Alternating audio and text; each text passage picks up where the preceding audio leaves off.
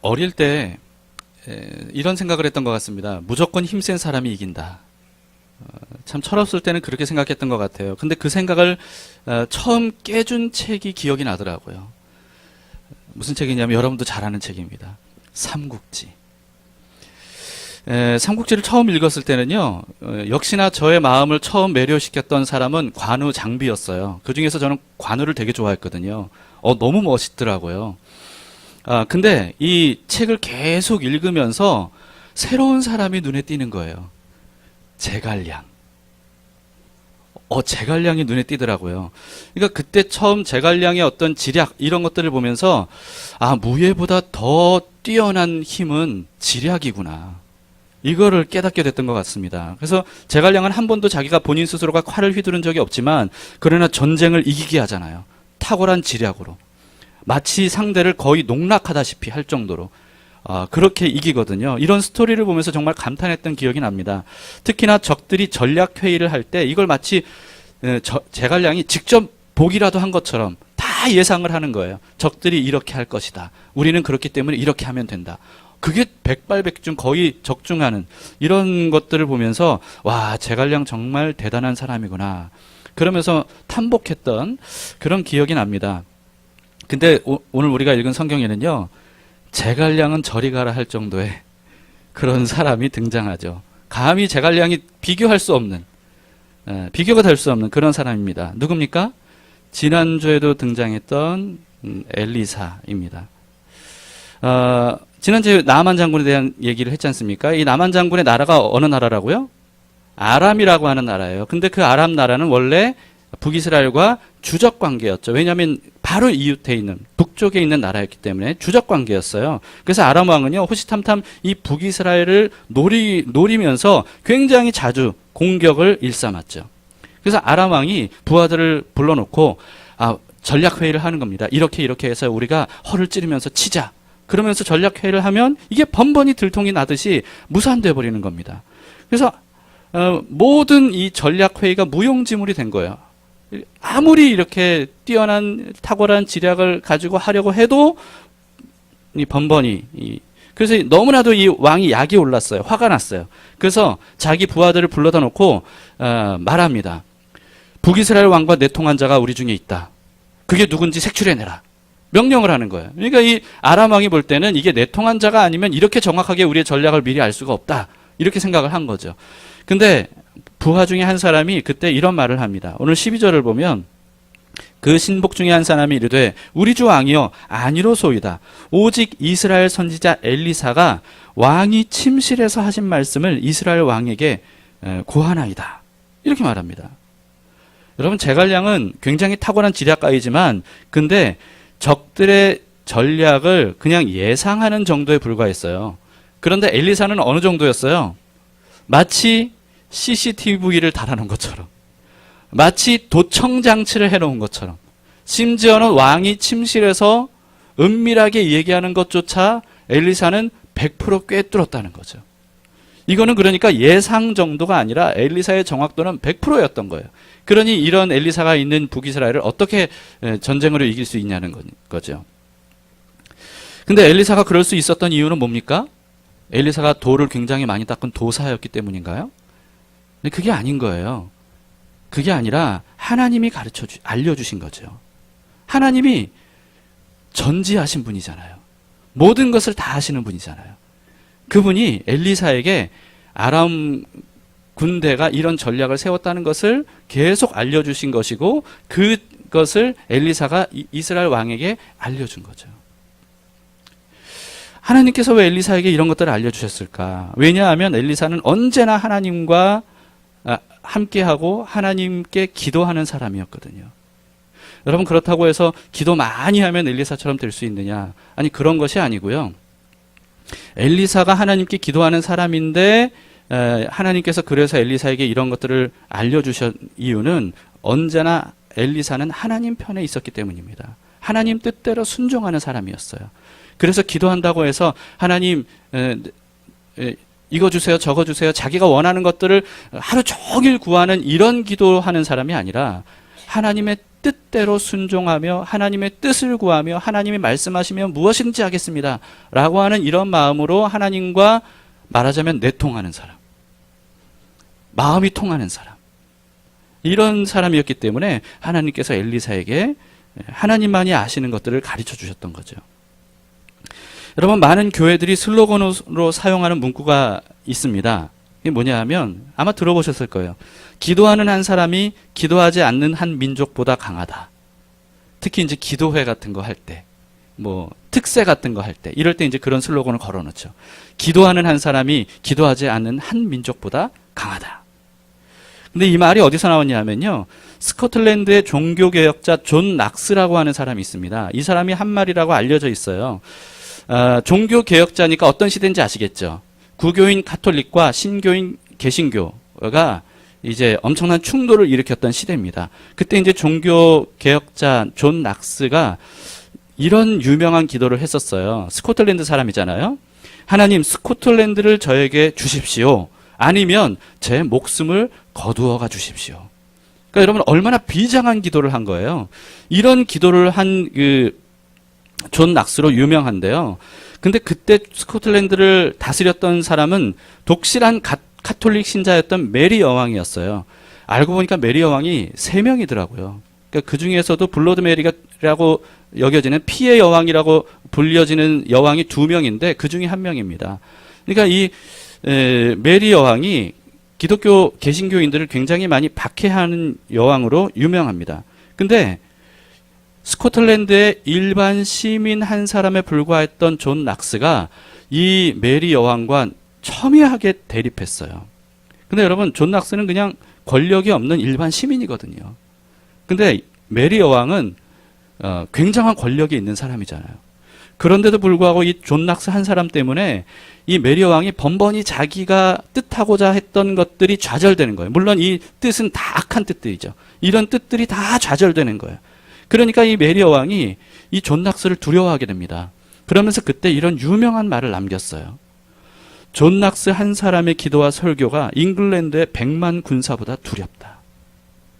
이런 이야기를 남겼습니다. 이 여왕이 한 얘기예요. 여러분, 이 존 낙스가 일반 시민 한 사람에 불과한데 어떻게 이런 엄청난 권력자를 이길 수 있었습니까? 왜냐하면 하나님의 뜻대로 순종하는 기도하는 사람이었거든요. 존 낙스는 자신의 인생을 주님께 맡겼어요. 그리고 스코틀랜드의 영적인 이 구원을 위해 자신의 생명을 온전히 거기에 드리는 그런 처절한 기도를 했던 사람입니다. 그렇기 때문에 이 사람의 이 한 사람의 기도와 한 사람의 외침이 이 스코틀랜드 전체를 뒤흔드는 그런 능력이 있었던 거죠. 바울은 이렇게 말했습니다. 로마서 8장 31절에 그런즉 이 일에 대하여 우리가 무슨 말 하리요? 만일 하나님이 우리를 위하시면 누가 우리를 대적하리요? 여러분, 그렇습니다. 하나님이 우리와 함께 하실 때 우리를 대적할 사람이 없습니다. 그 하나님이 존 낙스와 함께 했어요. 그렇기 때문에 존 낙스를 메리 여왕이 이길 수가 없었던 겁니다. 여호수아도 하나님께 기도하면서 하나님과 함께하는 사람이 얼마나 강한지에 대해서 이렇게 선포했습니다. 여호수아 23장 10절에 너희 중 한 사람이 1000명을 쫓으리니, 한 사람이 몇 명을 쫓아요? 1000명을 쫓으리니. 왜? 어떻게 이런 일이? 이는 너희의 하나님 여호와 그가 너희에게 말씀하신 것 같이 너희를 위하여 싸우심이라. 여러분, 이런 믿음이 우리에게도 있기를 바랍니다. 하나님과 함께하면 그 하나님과 함께하는 한 사람이 1000사람을 싸워 이길 수 있어요. 아니요, 한 민족과 싸워서도 이길 수 있다는 거예요. 왜 그렇죠? 우리는 약한데, 우리는 약하지만, 우리는 할 수 없지만 우리와 함께 하시는 하나님이 강하시기 때문에 그래요. 그분이 전지하시고 그분이 전능하신 하나님이기 때문에 그렇습니다. 그 하나님이 나를 도우신다면 나를 이길 수 있는 사람이 누가 있겠어요? 그래서 믿음의 사람은 세상이 감당할 수 없다고, 그렇게 성경은 말하고 있는 겁니다. 여러분, 하나님께 순종하며 하나님께 기도하는 한 사람, 이 사람이 1000명을 이길 수 있습니다. 100만 군대보다 더 강력할 수 있습니다. 엘리사가 그랬던 사람이에요. 엘리사는 우리와 똑같은 성정의 사람이었습니다. 그러나 이 엘리사가 하나님의 뜻대로 하나님께 기도하기 때문에, 그렇기 때문에 하나님이 이 엘리사 한 사람을 통해서 강력한 적군이었던 아람으로부터 이스라엘을 번번이 구원해 내셨던 거예요. 그래서 아람 왕은 답이 없게 된 겁니다. 유일한 답 한 가지, 엘리사를 먼저 없애야 되겠다, 이렇게 생각한 거죠. 아람 왕에게 다른 무슨 수가 있겠어요. 엘리사를 없애야만 되는 거예요. 그래서 엘리사가 있는 곳이 어디냐 알아보도록 했어요. 첩보를 통해 알게 된 것이 도단이라고 하는 성읍에 있다는 것을 알게 됩니다. 그래서 한밤중에 몰래 병거와 많은 군사들, 말들 몰래 한밤중에 도단성을 보냅니다. 그리고 그 도단성을 포위해요. 겹겹이 포위합니다. 밤에 그랬는데 그 다음날 아침 일찍 엘리사의 사환이 일어났어요. 그리고 무심코 나가봤어요. 그랬더니 성이 아람 군대에 의해서 완전히 포위가 된 거예요.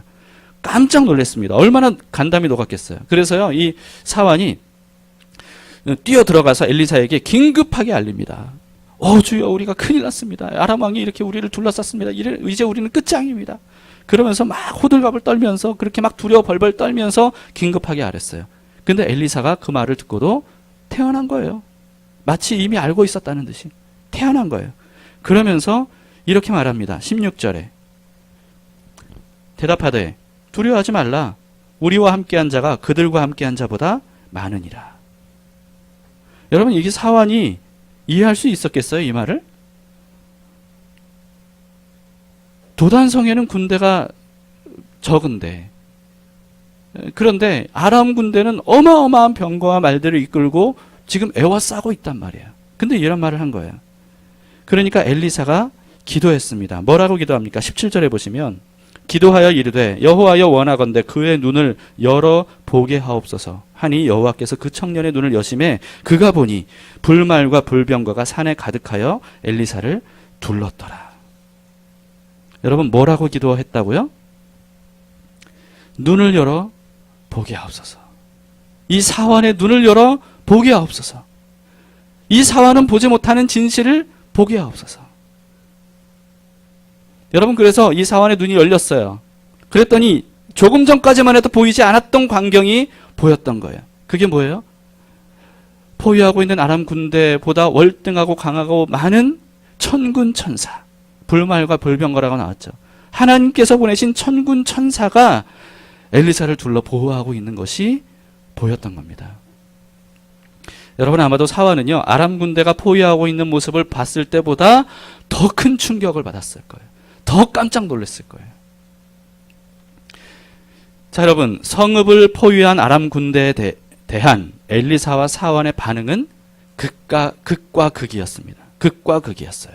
무엇이 이들을 같은 상황에서 완전히 다른 반응을 보이게 한 겁니까? 사환은 두려워 벌벌 떨었어요. 그러나 엘리사는 태어났어요. 무엇이 이들을 그렇게 다르게 했던 거죠? 보는 게 달랐을 뿐이에요. 사환의 눈에 보인 것은 오로지 성읍을 둘러싸서 죽이려고 혈안이 되어 있는 아람 군대만 보였어요. 그러나 엘리사 눈에는 아람 군대보다 훨씬 많은 불말과 불병거가 보였다는 거예요. 엘리사는 사환도 자신이 보는 것을 봐야 된다고 생각했어요.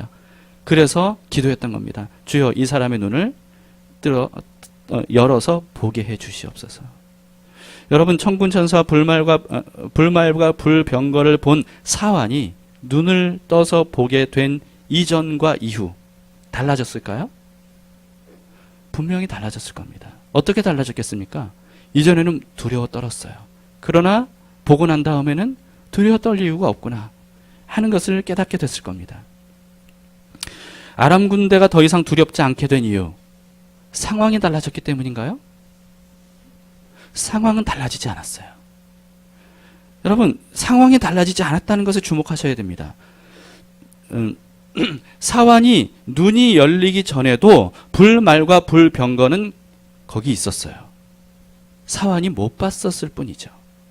불말과 불병거는 거기 있었어요. 그리고 사환이 눈이 열린 후에도 아람 군대는 여전히 포위하고 있었어요. 그러니까 상황은 달라진 게 없어요. 근데 뭐가 달라졌어요? 사환이 보는 것이 달라진 거예요. 그것뿐이었어요. 사환은 상황의 진실을 비로소 깨닫게 된 거죠. 아람 군대가 둘러싸고 있지만 그보다 더 많은 하나님이 보내신 천군 천사가 이미 우리와 함께하고 있었구나. 이것을 깨닫게 된 겁니다. 그럼 결국 그 뒤의 내용을 보면요. 하나님은 엘리사를 통해서 피 한 방울 흘리지 않고 아람 군대를 완전히 굴복시킵니다. 심지어는 아람 군대에게 선하게 대해주고 그들을 그냥 보내주기까지 해요. 이 내용을 보면서 제가 어렸을 때가 생각이 났습니다. 여러분들은 어떠셨는지 모르겠는데 저는 어렸을 때 정말 좀 겁이 좀 많았던 것 같아요.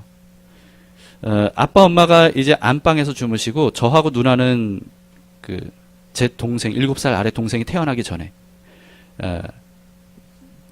작은 방에서 둘이 이제 그렇게 같이 잤거든요. 근데 저는 제가 지금도 기억나는 게 밤마다 그렇게 무서워서 잠을 못 이뤘던 적이 많았던 것 같아요. 또 이제 그때 그럴 수밖에 없었던 이유가 뭐냐면 그 당시에는요 통행 금지가 있었거든요. 그 시절을 아십니까? 통행 금지가 있었어요. 그래서 밤 그때 몇 시부터 통행 금지였어요? 11시인가 12시인가? 예? 12시부터였죠. 그래서요 12시는 어린 아이들한테는 미지의 시간이었어요. 그래서 그때 여러분 전설의 고향을 아세요? 전설의 고향. 전설의 고향 때 늘 귀신은 몇 시에 나오는지 아세요? 12시. 12시에 종이 그 당시는 이게 괴종이었잖아요. 땡, 땡 하고 12번을 치면 그때 전설의 고향에서 귀신들이 활동하기 시작해요. 그래서요, 그때 어린 아이들은 12시 이전에 반드시 잠에 들었어야 돼요. 그 12시까지 잠을 못 잤다. 그럼 그때부터는 공포에 사로잡히는 거예요. 그랬었어요. 그러니까 이 전설의 고향이 굉장히 유행이었거든요. 그러니까 그게 너무 제가 무서웠던 거예요. 그러니까 빨리 자야 되는데 눈이 잠이 안 와. 그럼 눈을 살짝 뜨잖아요. 그럼 창밖에서 뭔가 이상한 불빛이 왔다 갔다 하는 거예요. 그러면 막 무서워서 잠을 못 자는 거. 저게 뭐지? 도깨비 불인가?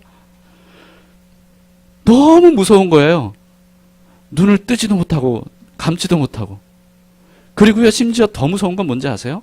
방 안에 저 구석에 어떤 사람이 서 있는 거예요. 정말 너무 무서워. 도대체 저게 누구지? 그랬던 겁니다. 근데요, 그때 제 2살 위에 누나가 어떤 형보다도 대범했거든요. 그 누나가 저를 늘 보호해주는 그런 누나였어요. 근데 그 누나가요, 설명해 줍니다. 저 창밖의 불빛은 저게 가로등에 비친 불빛이야. 그리고 달빛에 나무 그림자가 흔들려서 그렇게 뭔가 움직이는 그림자가 보이는 거야.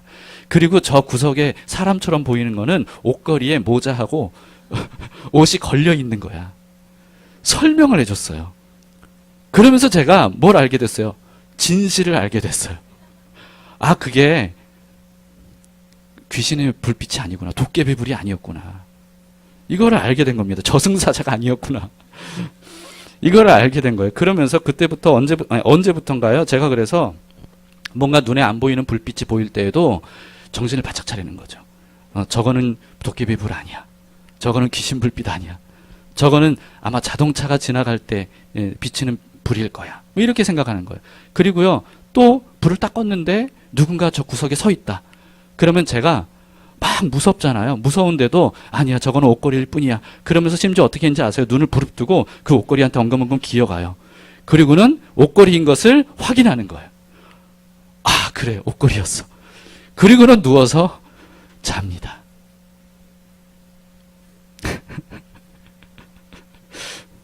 상황이 달라졌어요? 아니요, 상황이 달라진 건 아니에요. 그런데 진실을 보는 눈이 저에게 생긴 거예요. 그건 도깨비불이 아니야. 그거는 귀신이 아니야. 저승사자가 아니야. 이거를 제가 깨닫게 된 거예요. 그러면서 점점 제가 성장한 거죠. 여러분, 보는 눈이 달라지면 이전에는 두려웠던 것들이 더 이상 두렵지 않게 됩니다. 그럼 왜 그렇죠? 상황이 달라져서가 아니고요. 보는 눈이 달라졌기 때문이에요. 몰랐던 진실을 깨닫게 됐기 때문이에요. 진실을 알게 된 거죠. 그러면 전과는 180도로 달라지게 됩니다. 두려웠던 것들이 두렵지 않게 돼요.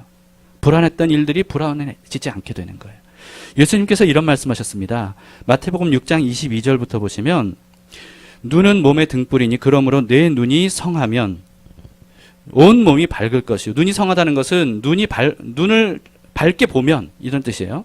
눈이 나쁘면 온 몸이 어두울 것이니 그러므로 내게 있는 빛이 어두우면 그 어둠이 얼마나 더하겠느냐. 여러분 그만큼 보는 눈이 중요해요. 그래서 여러분 눈이 열리면 모든 것들이 밝아집니다. 모든 것들이 밝아진다는 건 뭘 의미하냐 하면 이제까지 알지 못했던 진실을 알게 된다는 거예요. 깨닫게 된다는 거죠. 무엇보다도요. 눈이 밝아지면 무엇을 깨닫게 되냐면 하나님이 어떤 분인지를 알게 돼요. 그리고 하나님이 나와 함께 하신다는 사실을 깨닫게 돼요. 하나님은 육신의 눈으로 보이지 않는 분이거든요. 그렇기 때문에 우리의 영적인 눈이 열려야 되는 거예요. 그렇다고 해서 영적인 눈이 열린다고 해서 하나님이 마치 사람을 우리가 보듯이 그렇게 하나님을 보는 거냐? 그렇진 않아요. 마치 우리가 이 물건을 보듯이 하나님의 나라를 우리가 그렇게 볼 수 있는 거냐? 그렇진 않아요. 영적인 세계는 이런 시간과 공간의 어떤 물질적인 물체와는 다른 세상입니다. 그럼에도 불구하고 영적인 눈이 열리면 알게 되는 거예요. 몰랐던 것을 깨닫게 되는 거예요. 이것을 본다라고 말하는 거죠. 여러분 이렇게 되면 눈이 열리면 이제까지 두려웠던 것들이 더 이상 두려워하지 않아도 된다는 사실을 깨닫게 됩니다. 이제까지 걱정하고 근심했던 것들이 걱정할 필요가 없다는 것을 알게 돼요. 낙심하고 절망했던 문제들이 소망을 갖게 돼요. 요동치면서 흔들렸던 마음들이 잠잠해지죠. 그래서 예수님께서 이렇게 말씀하셨습니다. 요한복음 8장 32절에 진리를 알지니 진리가 너희를 자유롭게 하리라. 다 같이 읽어볼까요? 시작. 다른 말씀은 암송 못해도 이 말씀은 암송하시죠. 다시 한번 해보시죠. 시작. 여러분 근데 진리를 우리가 어떻게 알 수 있습니까? 공부하면 알 수 있나요? 공부해서 알 수 있는 진리가 아니에요. 눈이 열려야 돼요. 영적인 눈이 열려야 돼요. 그러면 비로소 알지 못했던 진리를 알게 됩니다. 그러면 자유롭게 되는 거예요. 왜 자유롭게 되죠? 여러분 한번 생각해 보세요. 이 자리에 갑자기 불이 다 나가고 햇빛이 완전히 차단돼서 불빛 하나도 없다. 시야가 이것조차도 볼 수 없는 그런 어두움이다. 여러분 그러면 그때부터 여러분들은 어떻게 하시겠습니까? 엉금엉금 다니죠. 더듬더듬 다니죠. 이제까지 안전했던 모든 것들이 다 나를 위협하는 요소들이 돼요. 이 강대상도 유용하게 쓰는 거지만 어두워지면 이 강대상조차도 우리를 위협하는 물체가 됩니다. 무엇이 나를 다치게 할지 나를 넘어지게 할지 알지 못하는 것들이 돼요. 그때 우리는 자유롭지 못합니다. 어둠은 우리를 자유롭지 못하게 해요. 그런데 빛이 환해져요.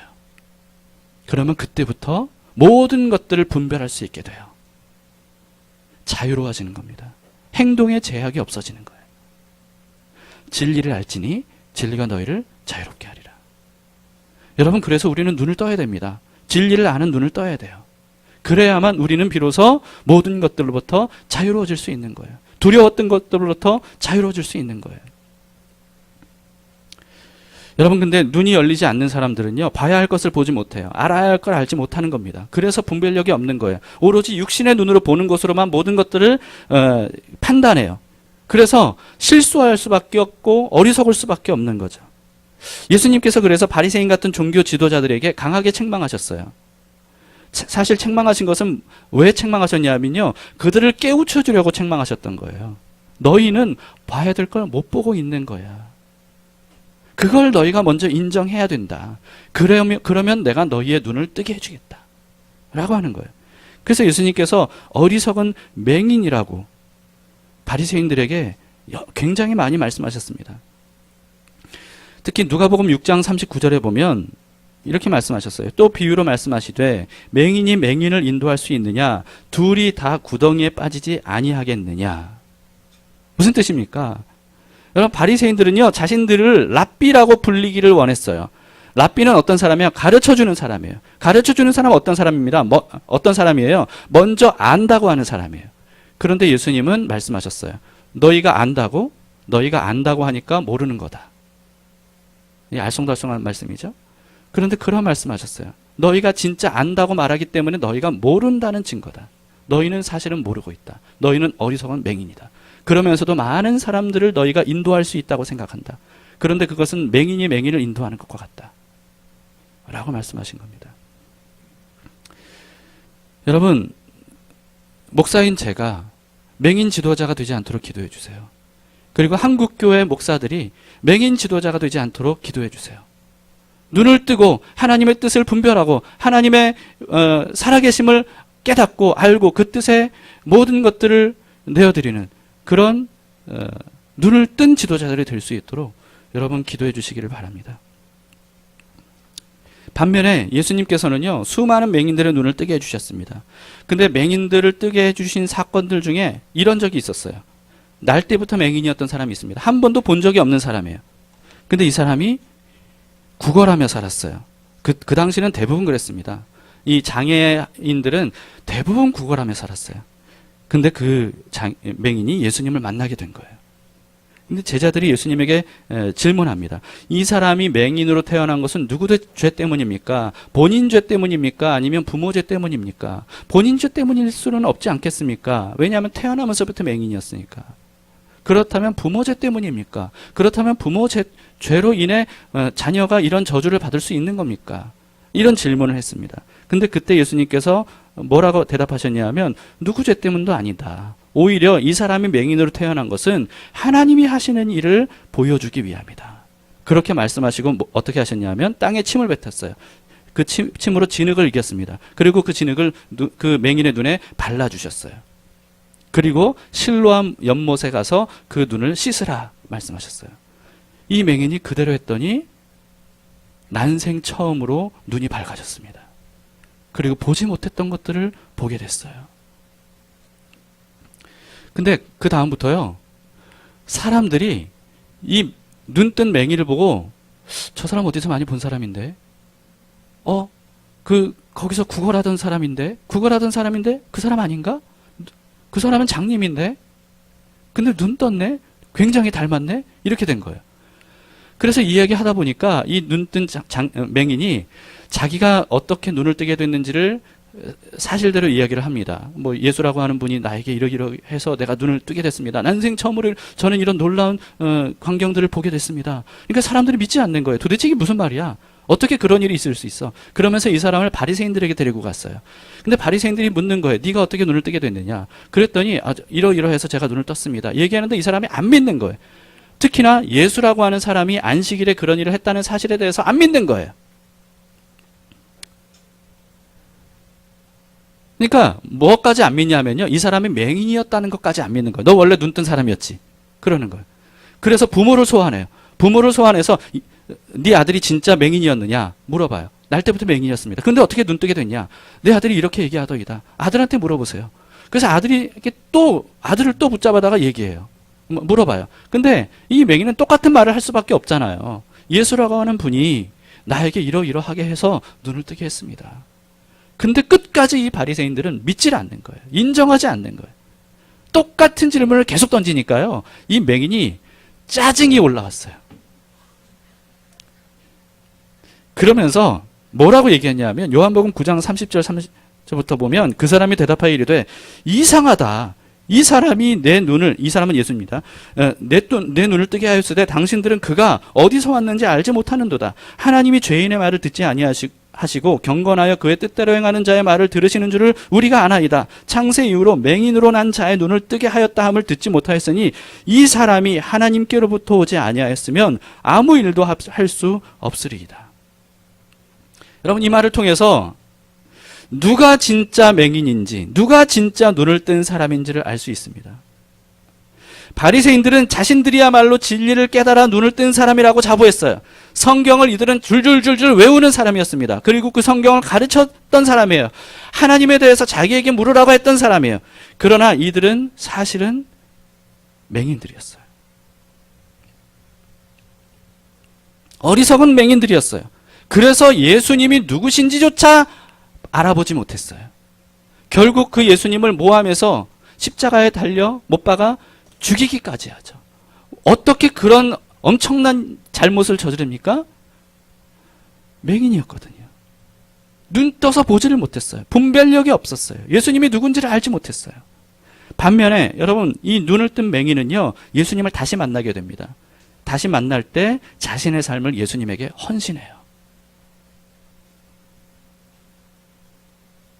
그러니까 예수님께서 이 맹인에게 이런 말씀을 하셨습니다. 요한복음 9장 39절에 예수께서 이르시되 내가 심판하러 이 세상에 왔으니 보지 못하는 자들은 보게 하고 보는 자들은 맹인이 되게 하려 함이라.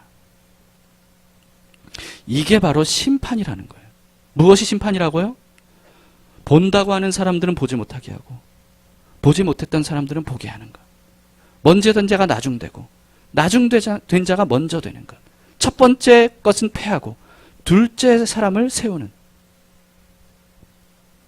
예수님이 이런 일들을 하기 위해 오셨다는 것이고 그게 바로 심판이라는 거예요. 교회도 두 부류의 사람은 아닙니다. 눈이 열린 사람과 눈이 열리지 않은 사람, 엘리사 같은 사람과 사왕 같은 사람, 눈뜬 맹인과 바리새인 같은 사람으로 교회 안에서도 나뉘어져요. 이들은요, 똑같은 성경을 읽어도 다르게 봅니다. 같은 예수님도 다르게 봐요. 같이 기도해도 다른 기도를 합니다.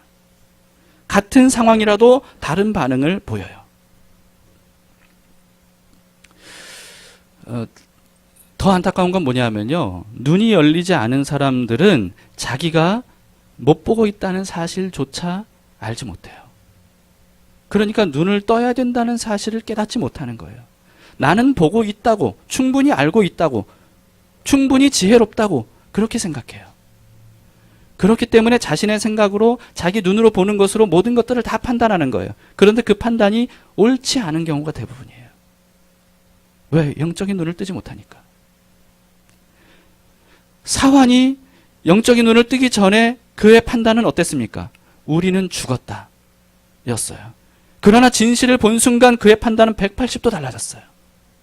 이런 일들이 우리에게 일어나야 되는데, 그런데 그 전에 우리가 깨달아야 될 것은 뭐냐 하면, 나는 눈이 열려야 되는 사람이구나, 봐야 될 걸 못 보고 있는 사람이구나 라고 하는 것을 먼저 깨달아야 돼요. 그런데 바리새인들은 그조차 깨닫지를 못했던 거예요. 한국교회 안에도 그조차 깨닫지 못하는 사람들이 사실은 너무나도 많이 있습니다. 그런데 자신은 예수님을 안다고, 성경을 안다고, 진리를 안다고, 구원 받았다고 착각하는 사람들이 너무나도 많아요. 이것이 한국교회, 교회 성도들의 비극입니다. 여러분, 그런데 그러던 중에 눈이 열린 사람들은 그때 비로소 깨닫는 거예요. 아, 내가 지금까지 못 보고 있었구나, 모르고 있었구나, 내가 안다고 생각했던 이 성경 말씀이 이런 뜻이었구나, 내가 믿고 있다고 생각했던 하나님이 이런 하나님이었구나, 그걸 비로소 깨닫게 되는 거예요. 이전엔 내가 아는 줄 알았는데 몰랐던 거구나. 이게 이렇게 되는 겁니다. 여러분, 그러면 우리는 어떻게 해야 됩니까? 눈을 뜨려고 애를 써야 돼요? 돌을 닦아야 됩니까? 그럼 눈 뜨려면 어떻게 해야 되는 거예요? 우리가 눈을 뜨는 것은 우리의 노력으로, 우리의 힘으로 안 되는 거예요. 하나님이 눈을 열어주셔야 돼요. 오직 하나님만이 은혜를 내려주셔야, 그래야만 눈을 뜰 수가 있습니다. 그렇기 때문에 우리에게 기도가 필요해요. 어떤 기도가 필요하죠? 주님, 내 눈을 열어주세요. 주님, 내 눈을 열어주세요. 이런 기도가 필요한 거예요. 오직 하나님만이 우리의 눈을 열어주실 수 있습니다. 예수님께서 맹인들을 많이 고쳐주셨다 그랬죠? 근데 그런 중에 이런 일이 있었습니다. 두 맹인이 있었어요. 근데 예수님께서 지나가는 소리가 들리는 거예요. 수많은 사람들이 예수님들을 늘 따라다녔으니까 그 소리를 분별할 수 있었겠죠. 그랬더니 이 두 맹인이요, 큰 소리로 외칩니다. 예수님을 부르는데 뭐라고 불렀냐 하면, 성경에 나온 최초로 예수님을 향해서 다윗의 자손이라고 불렀어요. 다윗의 자손이요. 이 두 맹인은 육신의 눈은 감긴 사람들이었어요. 그런데 이들이 가장 먼저 예수님이 다윗의 자손임을 알았고 선포했던 사람들이었어요. 다윗의 자손이여 우리를 불쌍히 여기소서. 너무 큰 소리로 외치니까 사람들이 막 귀가 따가운 거예요. 그러니까 조용히 해! 그러면서 막 이들을 말렸어요. 근데 이 두 맹인이 어떻게 했는지 아세요? 더 큰 소리로 외쳤어요. 다윗의 자손 예수여 나를 불쌍히 여겨주세요. 그래서 결국은 예수님께서 이 두 맹인을 만나게 됩니다. 그러면서 물으셔요. 나한테 뭘 원하니? 그랬더니 이 두 맹인이 부자가 되고 싶습니다. 권력자가 되고 싶습니다. 성공하고 싶습니다. 이런 걸 구하지 않았어요. 뭘 구했죠? 내 눈 뜨게 해주세요. 보기를 원합니다. 내 눈을 열어 보게 해주세요.